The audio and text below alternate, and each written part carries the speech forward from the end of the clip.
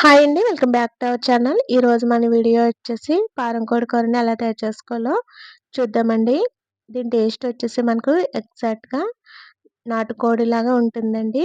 ఇంకా ఈ విధంగా ట్రై చేసి చూడండి. మనకు టేస్ట్ అనేది చాలా బావుంటుంది. ఇక్కడ కేజీ పారం కోడికి మనం మసాలాలు ప్రిపేర్ చేసుకోవాలండి. దానికోసం స్టవ్ ఆన్ చేసుకొని ప్యాన్ పెట్టుకొని 2 టీ స్పూన్ ధనియాలు, హాఫ్ టీ స్పూన్ జీలకర్ర, 10 లవంగాలు, 2 యాలకులు, చిన్న చెక్క, కొద్దిగా షాజీరా, ఒక బిర్యానీ ఆకు, అదేవిధంగా 1.5 టీ స్పూన్ వరకు గసగసాలు, ఒక 5, 6 మిరియాలను కూడా వేసుకొని లైట్‌గా వేయించుకుని మనం స్టవ్ ఆఫ్ చేసేసుకొని చల్లారిన తర్వాత పౌడర్ చేసుకొని పక్కన పెట్టేసుకోవాలి.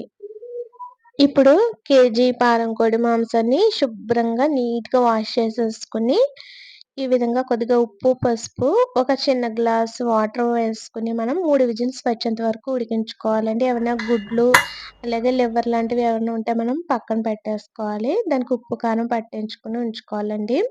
తర్వాత ఈ విధంగా మనం మళ్ళీ స్టవ్ ఆన్ చేసుకొని ప్యాన్ పెట్టుకొని సరిపడినంత నూనెను వేసుకొని 3 మీడియం సైజ్ ఉల్లిపాయలను, ఒక 4, 5 పచ్చిమిర్చి ముక్కలు ఈ విధంగా కట్ చేసి వేసుకొని, కొద్దిగా సాల్ట్ వేసుకొని, లైట్‌గా బ్రౌన్ కలర్ వచ్చేంత వరకు వేయించుకోవాలండి. మధ్య మధ్యలో ఈ విధంగా మూత తీస్తూ కలుపుతూ వేయించుకోవాలి. ఇవి వేగేలోపే మనం ఒక టీ స్పూన్ వరకు అల్లం వెల్లుల్లి పేస్ట్‌నయితే ఫ్రెష్‌గా దంచుకొని ఉంచుకోవాలండి. ఉల్లిపాయ ముక్కలు కూడా ఈ విధంగా వేగిపోయిన తర్వాత మనము అల్లం వెల్లుల్లి పేస్ట్ కూడా వేసేసుకొని వేయించేసుకోవాలండి.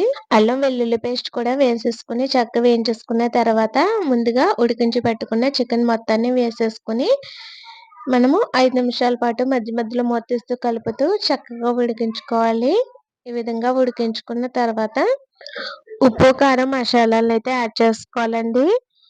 ఉప్పైతే చూసుకొని యాడ్ చేసుకోవాలి. మనం ముందుగా 2 సార్లు వేసుకున్నాం కాబట్టి ఉప్పు చూసి వేసుకోవాలి. అదేవిధంగా 2 టీ స్పూన్ల వరకు కారం వేసేసుకొని, సరిపడినంత సాల్ట్ వేసేసుకొని చక్కగా కలిపేసుకోవాలండి. అదేవిధంగా ముందుగా పక్కన పెట్టుకున్న ఎగ్స్ ఉన్నాయి కదండీ! అవి కూడా వేసేసుకొని, తర్వాత ముందుగా ప్రిపేర్ చేసి పెట్టుకున్న మసాలా పౌడర్‌ని కూడా మనం మొత్తం వేసేసుకొని, చక్కగా కలిపేసుకొని, అవసరాన్ని బట్టి నీళ్ళని పోసుకొని చక్కగా ఉడికించుకోవాలండి.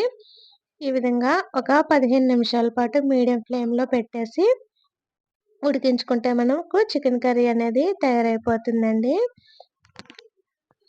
మెయిన్‌గా ఈ మసాలా పౌడర్‌నైతే తయారు చేసుకొని వేసుకుంటే మనకు కర్రీ టేస్ట్ అనేది చాలా బావుంటుందండి. మసాలా పొడిని కూడా వేసేసుకున్న తర్వాత కొద్దిగా నీళ్ళని పోసుకొని మరో 15 నిమిషాలు ఉడికించుకున్నా మనకు ఉడకలేదనిపిస్తే మరొక విజిల్ పెట్టేసుకోండి. మనకు సరిపోతుంది. ఈ విధంగా ఉడికిపోయిన తర్వాత మరొక 5 నిమిషాల పాటు మూత పెట్టేసి సిమ్‌లో అలా ఉంచేస్తే మనకు చక్కగా నూనె అంతా పైకి తేలుతూ కర్రీ అనేది చాలా బావుంటుందండి. ఎగ్జాక్ట్‌గా మనకు నాటుకోడి కూరలాగా ఉంటుంది. టేస్ట్ కూడాను, అలాగే చూడడానికి కూడా. ఇంకా మీకు ఈ వీడియో గనుక నచ్చినట్లయితే లైక్ చేసి మన ఛానెల్‌ను సబ్స్క్రైబ్ చేసుకోండి. Thank you for watching.